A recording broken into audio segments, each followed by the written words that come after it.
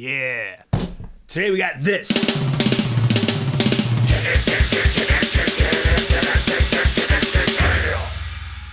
Hi, Drew from Bands and Stuff with another To The Point gear review. It's been a while. Now I'm back. This will probably be the longest one I've ever done because I'm actually going to get into the nuts and bolts of this thing and my experience with it. So I ordered it for a very specific reason. Now what we got with us today is the Tech 21 Bass Fly Rig version 2. I got it for the exact reason it says. I had a fly gig. So April of last year, Tunes was booked at a festival in Atlanta. I did not want to bring my pedal board, insert picture here, because it's just unpractical. It was one show, in and out, and I knew this existed. I needed specifically the things that were on here. Oh yeah, full disclosure, I paid for this with my own money. This is not sponsored in any way. No one knows I'm doing this. But I did reach out to them and ask for artist pricing. Told them my situation, who I was, and they graciously accepted. So I did receive an artist discount. Thanks, Tim. If you're a bass player, you know what the SansAmp bass driver is. This is an extended version of that with other things that might be in your chain. It's got 2 channels, which is sick. It's got a compression. It has compression. Oh yeah. It's got chorus, which was of a specific interest to me. You also have an octave filter, which has an octave and a fuzz option, and an envelope filter.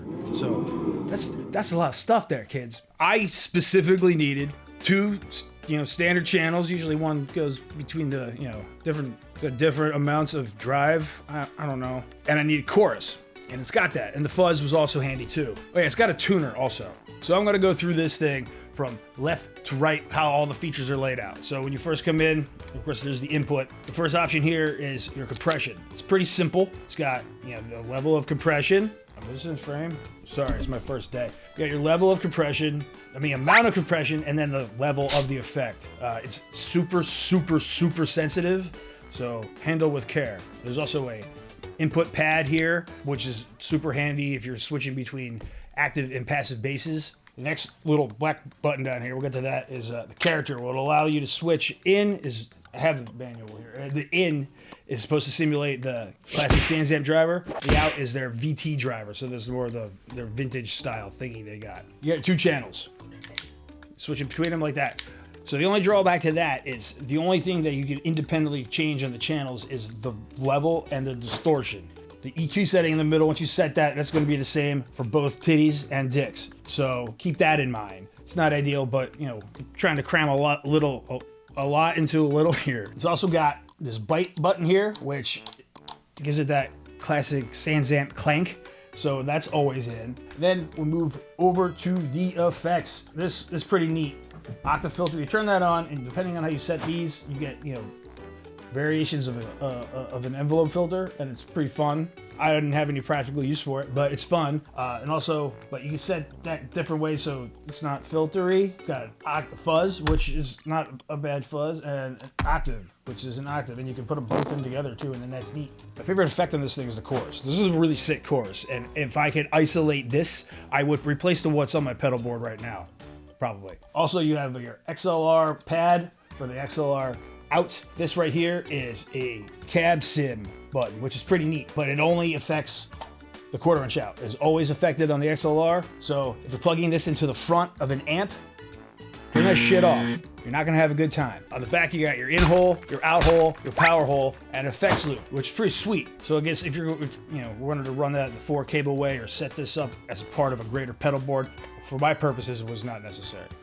Okay, so what I think of it. So in real life scenario, it got the job done. I've been a long time SansAmp user, which is why I gravitated toward this, because I know that sound, I've got to find something I like. I've been using the bass driver forever. The compression is super, super sensitive. I got it dialed in where I wanted, but just keep that in mind. Like, you can blow some shit out with this. It's kind of impressive. Now, with the main channels, if you're a previous SansAmp user and you're bringing your instincts for setting that thing up to this, you're gonna be bummed. It's not the same. It gets close. It feels like it's missing some of, the sack that the original SansAmp has, Sorry. Dang enchiladas. That being said, I did find a way to actually add the sack. You mess with this. Turn that way and that way and turn that on with this stuff off and that'll bring the sack in. But then you won't be able to really use these other effects here. Now, bells and whistles. Comes with a power supply, which you need, obviously. No batteries in this thing. Got this nifty carrying case, sold separately. I got this one at Sweetwater. But it's thick. This is perfect. It fits the pedal. It's got plenty of room for the power cable, other cables, knickknacks, doodads, and all that other jazz. Unfortunately for me, this thing was too big to put in my carry-on bag. So I had to put this in my backpack, and I checked this shit. What's my final verdict? Yeah, if this has the features that you need to get the job done, buy it. I'll be back soon enough with some other stuff I got in the pipeline. If there's any gear or any other stuff you'd like to see me check out, let me know in the comments, and I'll do it if it's possible. So, yeah. Oh yeah, I forgot. Toombs has a new album called Feral Darkness, available now from Redefining Darkness Records. Link below. Check it out. Thanks. Oh!